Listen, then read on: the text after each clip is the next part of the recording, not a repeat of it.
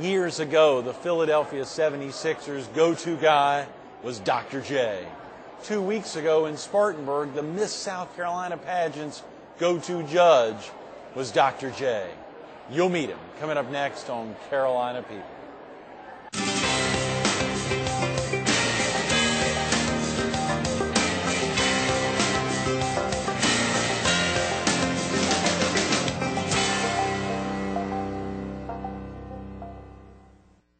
Good morning. Welcome to Carolina People. This morning we're in the lobby of the Spartanburg Memorial Auditorium in Spartanburg, South Carolina.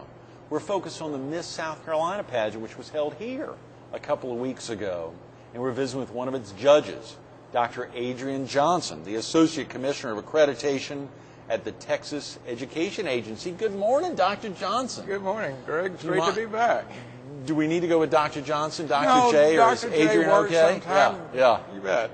I love it. Adrain is wonderful, too. Adrain is probably something you've heard for many years. Well, my mother was very proud of that name, and so she came up with it after my dad had been out at a ball game back in 1955. I'm about to date myself. He had taken some students to the game, and he made a bet with the young men about the football game.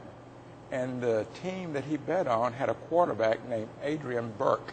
Oh, come on. And they won the game. And he was so excited by the time he got home. And, of course, he had to rush my mother to the hospital. And next thing you know, they're waking him up in the hospital waiting room and said, "What are you going to name your son?" Right. All he could think of was that great quarterback, Adrian Burke. You are kidding. I kid you not. That is amazing. What a great story. And he was able to convince his wife that this was the right thing. Well, my mother had Cheryl Ann, so since I turned out a boy, Adrian Burke was a pretty easy So he sell. was the boss on that decision. Yes. That's hilarious. Well, it's great to get you out. And that was in Texas. Yes, sir. So you not only are deep into your career now in Texas, but you actually were raised in Texas. Well, I was born and raised in Texas, and actually on a farm in Texas. I grew up in the country. The closest place I describe it to the people here in South Carolina is, if you know where Dallas is in Fort Worth, I'm about 60 miles south of them, a little town called Corsicana, and about 20 miles west of Corsicana in a little community called Brushy Prairie. Brushy Prairie? Yes, it was a family community, my grandparents, aunts, and uncle, and then we had a farm there. And Greg, I went to a high school called Frost. Oh, come on. Yes. Frost and Brushy Prairie. Yes, we were the Frost. Our mascot was the Frost Polar Bears. Dave Thomas probably would have loved that. Yes. He would have loved to get down there with his Frosties. Frost Polar Bears. In the heat of the weather. How the heck did that happen? Well, it was one of the places that has frost on the water tower year-round. So right. It was just a farming community, cotton community from years back. And but the Polar Bears in Texas? Yes. As a matter of fact, if you check the yearbook in 1973, I was named Mr. Polar Bear. Oh, come on. Yes, sir. Now, that is something these contestants a couple of weeks ago would have loved to have known about. Well, we don't need to tell them everything. I think I'm going to call our head judge, who's an Oklahoman but spends a good bit of time in Dallas, not far. Right. Now, the Texas Education Agency, is that in the center of the state? It's in Austin. It's located in Austin. I've been there for 2 years, worked with some great leadership there with the Commissioner Scott and Commissioner Neely. They were there when I was first appointed. Right. But I work in the Division of Accreditation, and we help monitor the performance of schools throughout the states and charter schools. 1,033 districts and 194 charter schools. And the charter schools are still growing, and the district numbers fluctuate from year to year because of consolidation and then the growth of additional areas. But yeah, we have a large staff that monitors the performance of school districts, where there's performance monitoring, how they're doing in their special program areas, or assessing whether they're established as financially solvent school districts and charter schools. So generally, if there's a problem with the school district, we're the division that looks to assess the type of problems they're having.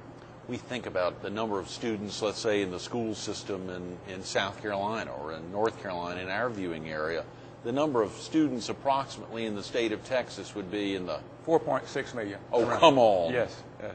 That's more people than in many states. Well, Texas is very, very large, and one of the challenges of coming to a place like South Carolina, especially if you're driving, is just to get out of Texas. Right. It's such a large area, and we have such a diverse population, but we still learn a lot from the educational systems around the country, and we think a lot of the Carolina systems as well. Oh, absolutely, Adrian. It was amazing being with you here a couple of weeks ago and to see the caliber of some of the young ladies performing here, competing? Oh, I've been very impressed, was very impressed with the caliber of contestants that performed here a couple of weeks ago.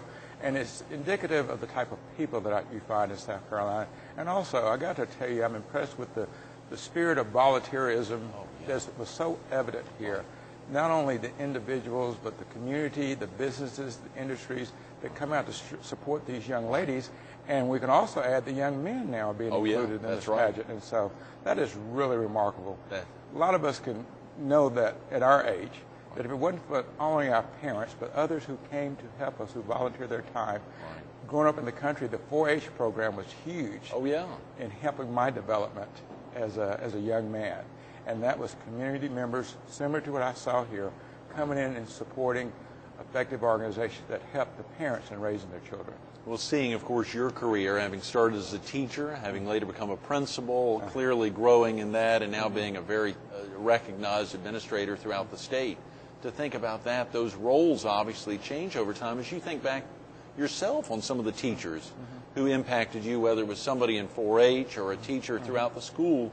Were there ever some impacts of somebody who said you can do it, Adrian, other than your parents, as you said? Well, I'll have to throw the parents in there because both of my parents worked in the school system. My dad was a bus driver, maintenance man, and custodian in the Frost school system for nearly 40 years, and my mother taught school in the Frost school system for 40 years.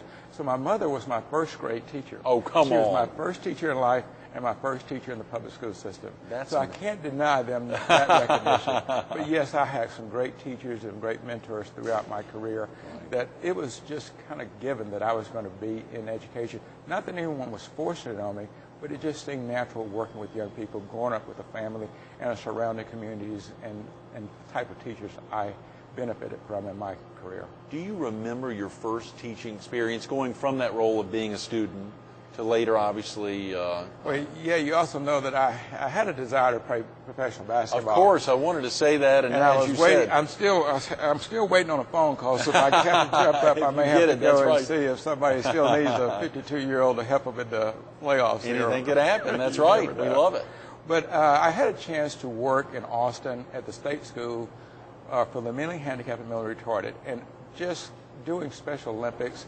We heard many of our young people talk about, the young contestants talk about Special Olympics. Well, I did that when I first got into my teaching career, and there's just something remarkable about being 6'4" and being a hugger as these students with all different abilities cross the finish line.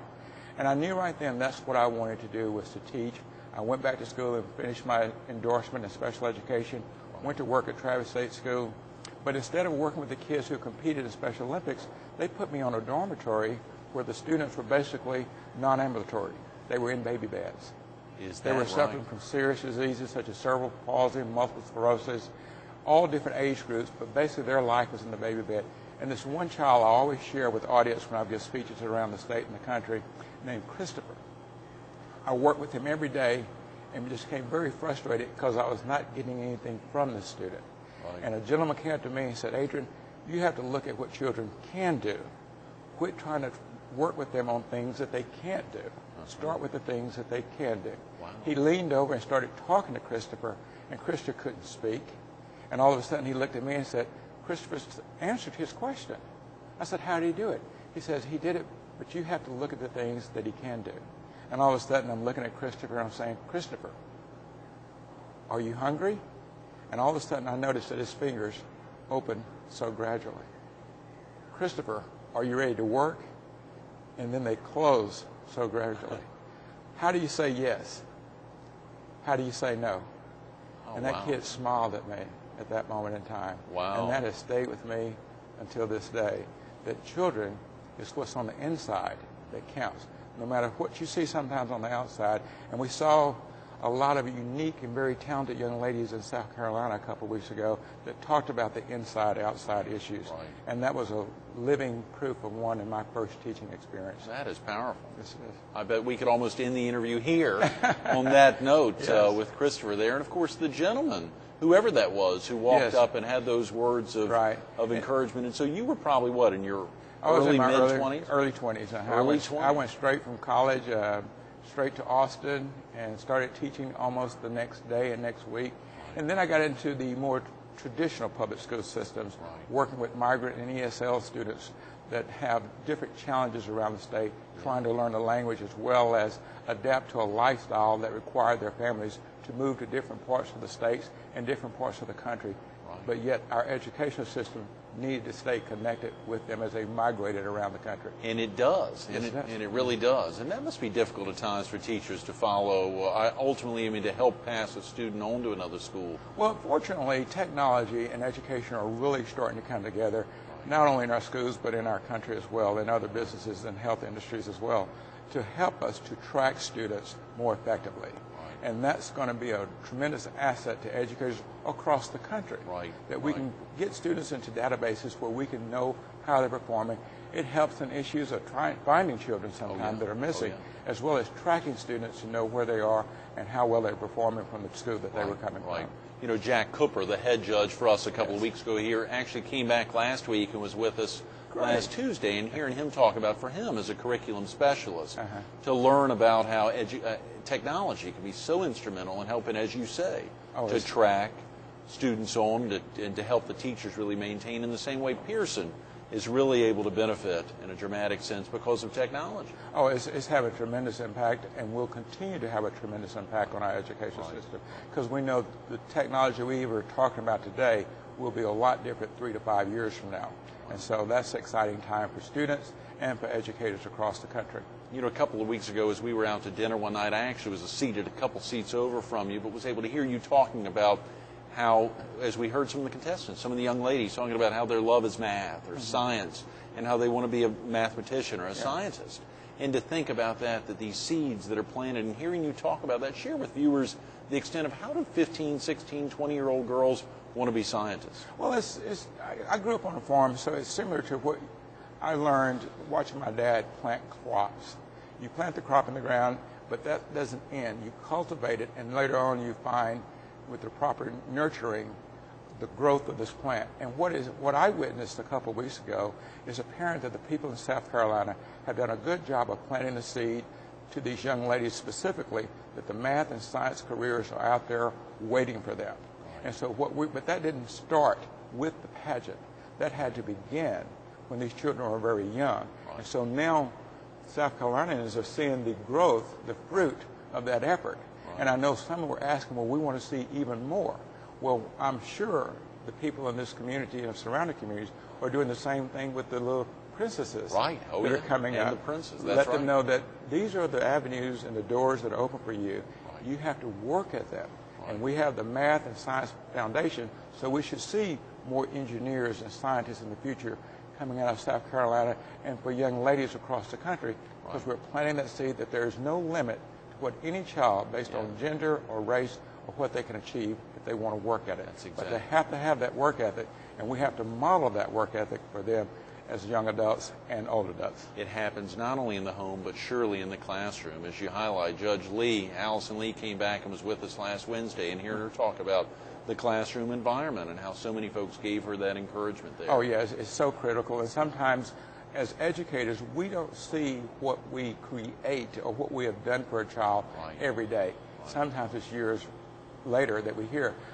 You've asked me about my rings and my championship rings. What I didn't share with you, or maybe you may have heard, one of the state championships that one of the teams that I was superintendent of the school district won had a young man coaching that was a student when I was a high school principal back in the mid-'80s. No, a coach, not just a player, but a coach. The coach of the state championship for the 2 state championship rings I've shared with you was actually a student when I first became a high school principal back in the mid-'80s. As a matter of fact, several of the coaches were students. One was even my student aide.